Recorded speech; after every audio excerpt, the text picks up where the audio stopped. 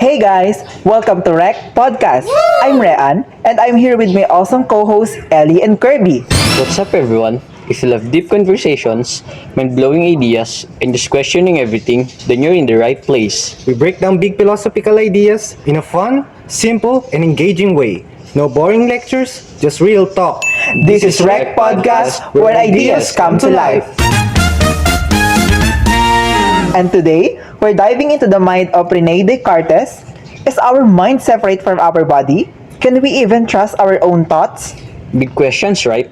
Well, let's figure it out. Let's get started. Alright, let's start with some background. René Descartes was a French philosopher, mathematician, and scientist. He is often called the father of modern philosophy because he emphasized the use of reason and observation to understand the world. Oh, and fun fact, he also invented analytic geometry. So if you ever struggled with math, you can partially blame him. That's wild, but what made this philosophy so different? Well, he introduced rationalism, which means he believed that true knowledge comes from logical thinking rather than just relying on experience. Wow. Basically, he argued that we should doubt everything until we can prove it with reason. Wait, so he doubted everything? Exactly. He even doubted his own senses. That's how we ended up with I think therefore I am. He figured that even if everything else was uncertain, the fact that he was thinking meant he had to exist. That's deep. Let's move on. Descartes didn't just talk about thinking. He also explored the powers of the mind. The powers of the mind?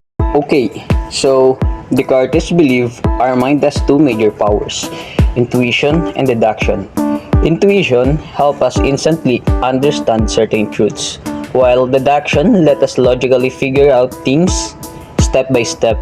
Oh, so like when you just know the answer to something without thinking too hard. That's intuition. But when you solve a problem by following steps, that's deduction. Right. He believed that by using both, we can find the truth. But here's a question for you guys. Do you think intuition is reliable? Or do we need logic to confirm our instincts? Oh, that's a tough one. I think intuition is useful, but sometimes it can be misleading. Like when you assume something about a person just by looking at them. Yeah, but intuition also helps in quick decision making. Like when athletes react in a split second. If they stop to analyze everything logically, they'd lose the game. Good points. Descartes believed both intuition and deduction are important, but his real controversy was in his mind-body problem. The mind-body problem? Alright, so Descartes believed that the mind and body are two separate things. The mind is where we think and reason, and the body is just a machine that follows physical laws. But if they're separate, how do they work together? That's the big question. He thought that the two interacted through the pineal gland in the brain, but modern science doesn't really support that theory. So basically, Descartes started the debate, but we still don't have a perfect answer. Exactly! And speaking of question, here's one. If the mind and body are separate, does that mean our thoughts can exist without a physical body? Whoa, that's a deep one. Wow. Are we just brains in jars somewhere?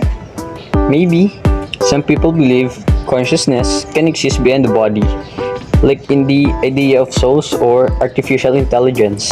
But science sees consciousness as something created by the brain. So if the brain stops working, the mind stops too. Wow, what a deep dive into Descartes' world. We started with a simple question. Can we trust our own thoughts? And now, we're questioning everything about reality, existence, and even ourselves. As I reflect on this, Descartes' philosophy made me realize that I don't always question things as much as I should. Whether it's my own thoughts, social media posts, or what people tell me, I sometimes accept things without analyzing if they are true. His method of doubt reminds me to think critically and not just believe things right away. And that's exactly why Descartes' philosophy stands out. I discovered that my mind and body are more connected than I thought. If I don't take care of my body, like getting enough sleep or eating healthy, my mind feels slow and unfocused.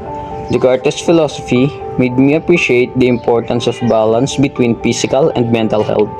His ideas remind us that doubt isn't a weakness. It's a tool for discovering the truth in a world full of misinformation. Learning to question what we see, hear, and even what we think is more important than ever. Not only that, but this mind-body problem also pushes us to reflect on the connection between our thoughts and our physical selves. For me, I learned that self-doubt is not always bad. Descartes showed that doubting can actually lead to a clearer understanding and self-awareness. Instead of letting doubt bring me down, I can use it to question my thoughts, challenge my beliefs, and become more confident in my decisions. Are we just machines following biological laws, or is there something deeper, like a soul? It's a question that still sparks debates today. And through all of this, we learn that philosophy isn't just about the past, it's about understanding ourselves right now. The phrase, "I think therefore I am," made us realize that our ability to think is what proves our existence. It's a simple yet deep idea that makes us reflect on what it means to be human. Descartes taught us to think critically, be self-aware, and find balance between mind and body. So here's our final thought for you. What do you truly know for certain? Maybe it's time to take a page from Descartes and start questioning everything. But don't worry, you're not alone in this journey. Keep asking, keep thinking, and keep exploring the world of ideas. And with that, we wrap up another mind-bending episode of Rec Podcast, where ideas come to life. Don't forget to hit that follow buttons so you never miss an episode. And remember, question everything, think deeply, and keep searching for truth. See you next time on the Rec Podcast.